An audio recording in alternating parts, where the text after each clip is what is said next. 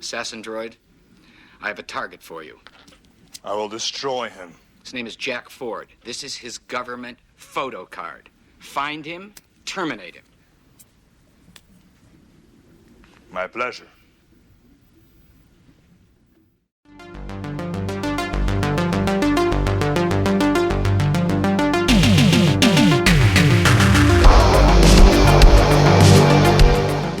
We are talking about 1995's CYBERZONE, which is directed by Fred Olen and produced by Roger Corman. This is also known as Droid Gunner and also known here in the UK as Phoenix 2, where it was billed as a sequel to the previous science fiction movie Phoenix, although it has absolutely no relation to that movie whatsoever. It has a slew of recognisable B-movie faces. Heading up the cast, you've got the Beastmaster himself, Marc Singer.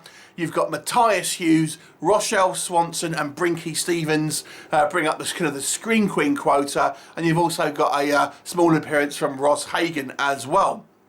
Now, this is kind of a low-budget take on a Blade Runner-esque cyberpunk story, where in this area in Earth, essentially, droids have been made illegal because they fear a robot uprising. However, they are smuggled in sometimes illegally, and there's 4 pleasure droids, 4 sexy females that love to take their clothes off, being smuggled in from Jupiter by Matthias Hughes' character.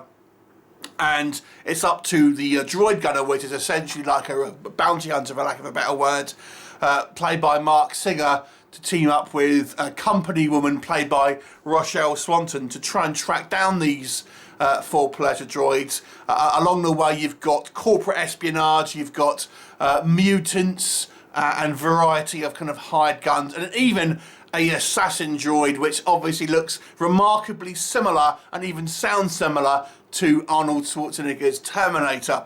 What'll happen? You'll have to watch the movie to find out. So let's talk about, first of all, what works with CYBERZONE. Okay, so this is obviously a tongue-in-cheek movie, and there are some quite funny moments. As I've kind of mentioned, one of the most amusing things here is the kind of homages to other films. For example, we have this, as I've mentioned, this Terminator character played by this huge guy who has a kind of Austrian accent, and they even mentioned to terminate him. Things like this, but there's our finale, end shootout is kind of reminiscent of The Good, the Bad and the Ugly, with a 3-way shootout, you know, as they're all standing around ready to have the shootout with this music kind of box going off in the, to kind of count them down, things like this. There are also a couple of funny little lines of dialogue here. For example, Marc Singer gets shot in the shoulder and he says something along the lines of, he's got a band-aid in his apartment, things like this. So there are some quite amusing, you know, little kind of nods here and there. So it's obviously not a movie to be taken seriously necessarily. And I did kind of like this kind of sly sense of humour, you know, poking holes at the kind of the genre, really. I think our cast is quite good. Now, if you are a B-movie fan, there's lots to enjoy here. As I've mentioned, lots of kind of familiar faces. And I always enjoy seeing Screen Queens like Rochelle Swanson, like Brinky Stevens, and there's a few others as well. I especially like Brinky Stevens' kind of like mutant makeup, where she is kind of like a Catwoman who is like a stripper. I thought that was kind of quite fun. And Matthias Hughes is actually one of the most fun characters in this movie as this kind of this smuggler, kind of like a Han Solo-esque sort of style character. There's a scene where he's transporting these 3 pleasure droids, and they're all dressed up as nuns, and he looks about 2 foot taller than all of them. It's quite funny. You know, the movie does have an attempt to have a few switcheroos in regard to the kind of the plot and a few kind of like plot twists here and there. And Marc Singer is always quite fun to watch. Obviously, this is quite after his star turn in kind of things like V and obviously Beastmaster.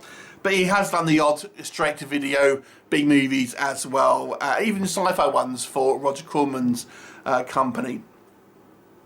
But to be honest with you, what doesn't work, this movie is surprisingly dull in a lot of places. It doesn't really have a huge amount of action in it. In fact, the majority of time is actors who aren't the best actors, let's just call a spade, talking in dark rooms that are meant to be this kind of cyberpunk style kind of backdrop. And it's not the best. I mean, the dialogue is probably as corny as you're going to expect from, you know, a Fred Olen / Roger Corman production.